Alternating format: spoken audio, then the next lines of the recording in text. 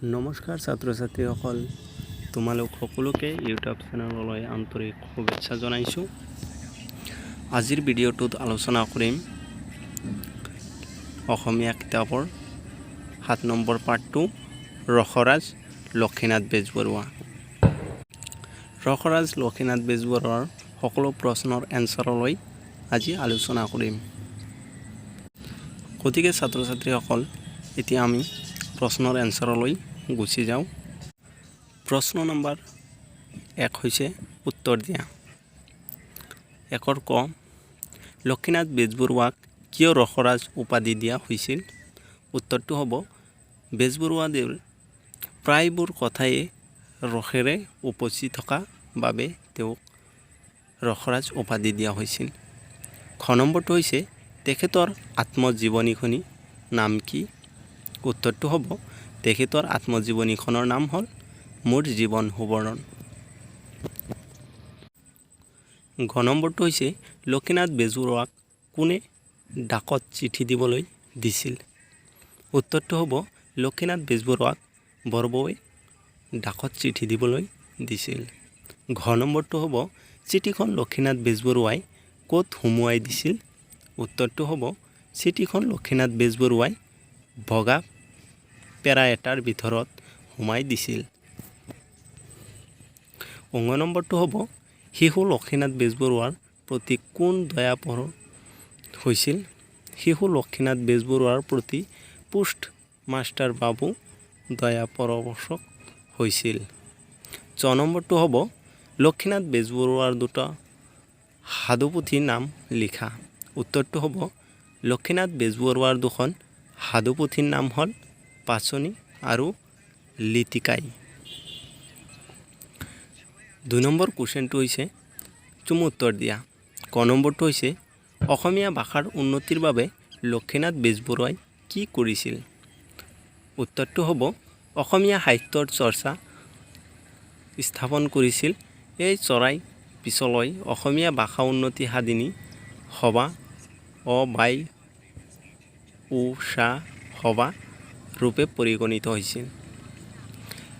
খ নম্বৰটো হৈছে লক্ষীনাথ বেজবৰুৱাক কিয় সাহিত্যাৰ্থী উপাধিৰে সন্মানিত কৰা হৈছিল? উত্তৰটো হ'ব, অসমীয়া সাহিত্যৰ প্ৰায় সকলো দিশলৈ আগবঢ়োৱা বৰঙণিৰ বাবে তেখেতক সাহিত্যাৰ্থী উপাধিৰে সন্মানিত কৰা হৈছিল। ঘ নম্বৰটো হৈছে অ মোৰ আপোনাৰ দেশ গীতটিক কি সংগীত বোলে? উত্তৰটো হ'ব, অ মোৰ আপোনাৰ দেশ গীতটিক জাতীয় সংগীত বোলে। 3 নম্বৰ প্ৰশ্নটো হৈছে পাঠত উল্লেখ থকা লক্ষীনাথ বেজবৰুৱাৰ মোৰ জীৱন সোৱৰণৰ ঘটনাটো নিজৰ কথাৰে কোৱা আৰু লিখা। উত্তৰটো হ'ব, সেই সময়ত তিৰোতাই আৰু ঘাইকৈ ঘৰৰ বোৱাৰী জীয়ৰীয়ে চিঠি লিখাটো বা নিজৰ স্বামী হ'লেও অকৰণীয় অকাৰ্যৰ ভিতৰতে পৰে। সেই দেখি এবাৰ বৰবৌৱে অতি সংগোপনে তেওঁ চিঠি লিখি তাক মূৰ হতুৱাই শুধৰাই চলিব পৰা কৰি মূৰ হতুৱাই অতি গুপুতভাৱে ডাকত দিয়াইছিল। বুদ্ধিৰ দিকি চূড়াময়, কিন্তু তেওঁৰ প্ৰথমখন চিঠি ডাকত দিওঁতেই লগালো চেঙা। চিঠিখন চেলেঙৰ তলত ভৰাই লৈ মই ডাকখন পালোগৈ, কিন্তু ক'ত দিব লাগে নাজানি ডাকঘৰৰ সন্মুখতে পৰি থকা বগা পেৰা এটাৰ ভিতৰত সোমাই দিলোঁ। তেতিয়া ওচৰতে ৰৈ থকা মানুহ এজনে ক'লে যে চিঠিখন এইপিনে ইয়াতহে দিব লাগে। মোৰ ভুল বুজিব পাৰি মোক শুকাই গ'ল।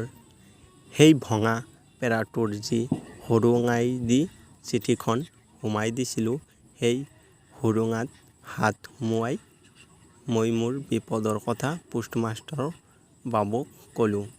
তেওঁ মোৰ মুখত ফালে অলপমান চাই থাকি দয়া পৰশত হৈ উঠিল।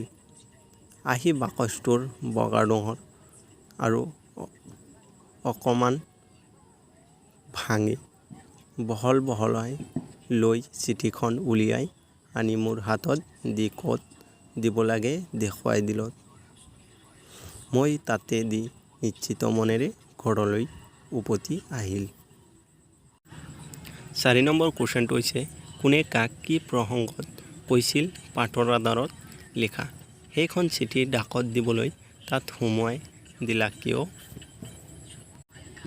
উত্তৰটো হ'ব এদিনাখন বৰবৌৱে তেওঁৰ প্ৰথম চিঠিখন লক্ষীনাথ বেজবৰুৱা হতুৱাই ডাকত দি আহিবলৈ কৈছিল। লক্ষীনাথ বেজবৰুৱাই চিঠিখন ক'ত দিব লাগে নাজানি ডাকঘৰৰ সন্মুখতে পৰি থকা ভঙা পেৰা এটাৰ ভিতৰত সোমাই দিলে। ভঙা পেৰাটোৰ ভিতৰত সোমাই দিয়া দেখি ওচৰতে ৰৈ থকা মানুহ এজনে উক্ত কথাষাৰি বেজবৰুৱাক কৈছিল। 5 নম্বৰ কুৱেশ্যনটো হৈছে পাঠত থকা কঠিন শব্দবোৰৰ অৰ্থ শব্দ সম্ভাৰ বা অভিধান চাই জানি লোৱা। সেইবিলাক তোমালোকৰ বাবে অতি ইম্পৰ্টেণ্ট নহয়, এইবিলাক তোমালোকে পঢ়ি ল'বা। 6 নম্বৰ কুৱেশ্যনটো হৈছে আমি অসমীয়া নহওঁ দুখীয়া, কিহৰ দুখীয়া হ'ম? সকলো আছিল সকলো আছে, নুবুজো নলওঁ ঘম। 9 নম্বৰ প্ৰশ্নটো হৈছে ওপৰৰ কবিতাফাকি কোনটো কবিতাৰ পৰা তুলি দিয়া হৈছে? উত্তৰটো হ'ব অসম সংগীত। 10 নম্বৰটো হৈছে কবিতাফাকি কাৰ ৰচনা? এইটো হ'ব লক্ষীনাথ বেজবৰুৱা। 11 নম্বৰটো হৈছে কবিতাফাকিৰ জৰিয়তে কবিয়ে কি ক'বলৈ বিচাৰিছে? এইটো তোমালোকৰ বাবে ইম্পৰ্টেণ্ট নহয়। 7 নম্বৰ কুৱেশ্যনটো হৈছে লক্ষীনাথ বেজবৰুৱাৰ বিষয়ে 10টা বাক্য লিখা। উত্তৰটো হ'ব লক্ষীনাথ বেজবৰুৱা চমু পৰিচয় এইখিনিৰ পৰা লিখিলেই হ'ল।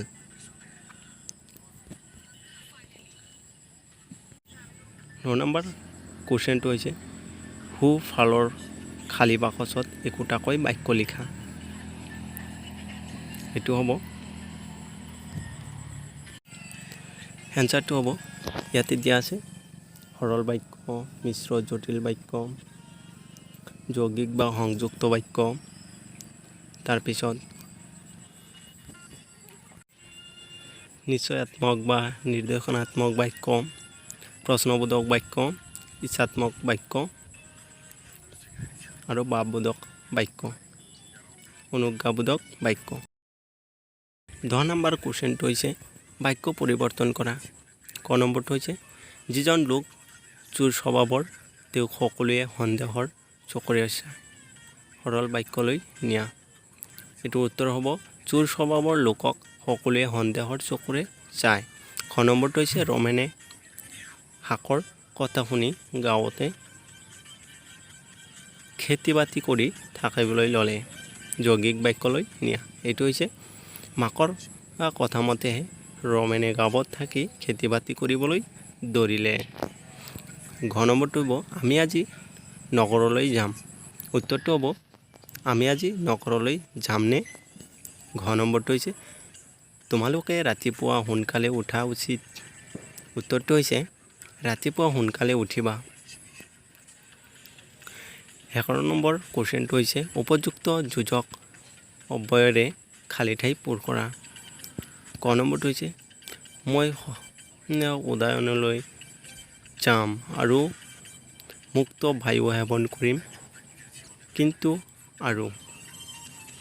খ নম্বৰটো হৈছে ৰাম স্কুললৈ নগ'ল কিন্তু ৰহিম গ'ল যদি আৰু কিন্তু।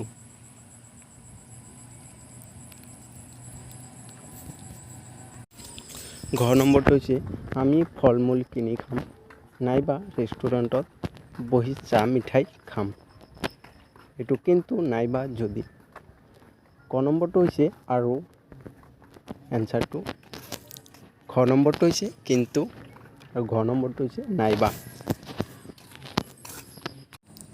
12 নম্বৰ প্ৰশ্নটো হৈছে তলত দিয়া শব্দবোৰ পঢ়া আৰু তাৰ পৰা শব্দ আনি তলত বাক্যবোৰ সম্পূৰ্ণ কৰা যদি তেহে কাৰণে কিন্তু অথচ নাইবা বাবে কিয়নো দেখি অথবা সৈতে আৰু ক নম্বৰটো হৈছে শ্ৰীৰামৰ সৈতে সীতায়ো বনলৈ গৈছিল খ নম্বৰটো হৈছে মাকে জীয়েকৰ কাৰণে কিতাপ কিনিছিল ঘ নম্বৰটো হৈছে তুমি যদি সময়মতে আহা তেহে মই যাম ঘ নম্বৰটো হৈছে মোৰ বাবে তুমি চিন্তা নকৰিবা অঙ নম্বৰ হৈছে প্ৰচণ্ড বৰষুণৰ বাবে ৰাস্তাত পানী জমা হৈছে চ নম্বৰটো হৈছে তেওঁ আৰু তুমি গুৱাহাটীলৈ যাবা ছ নম্বৰটো হৈছে তোমাক কিন্তু সিহঁতে বৰ ভাল পালে 13 নম্বৰ প্ৰশ্নটো হৈছে বাক্য ৰচনা কৰা বীৰাই চোৰটোৱে পুলিচ অহা দেখি বীৰাই লৰ মাৰিলে জেঙা ৰমেনৰ পাচলিৰ বাৰীৰ পৰা অমিতা চুৰ কৰি ধীৰাজে জেঙা লগালে সুৰুঙা পানী ক্ষুদ্ৰ সুৰুঙাৰ মাজেদিও সৰকি যায় বহুমুখী প্ৰতিভাৰ অধিকাৰী হৈও ৰাকেশে চাকৰিৰ অভাৱত হুমুনিয়াই কাঢ়িবলগীয়া হৈছে দয়াপৰশ খোজনীয়াৰ জন ভোকত থকা দেখি মানুহজনে দয়াপৰশত হৈ বিস্কুট আনি খাবলৈ দিলে গতিকে ছাত্ৰ ছাত্ৰীসকল তোমালোকৰ ভিডিঅ'টো যদি ভাল লাগিছে প্লিজ এটা লাইক কৰি দিয়া আৰু ছাবস্ক্ৰাইব কৰি দিয়া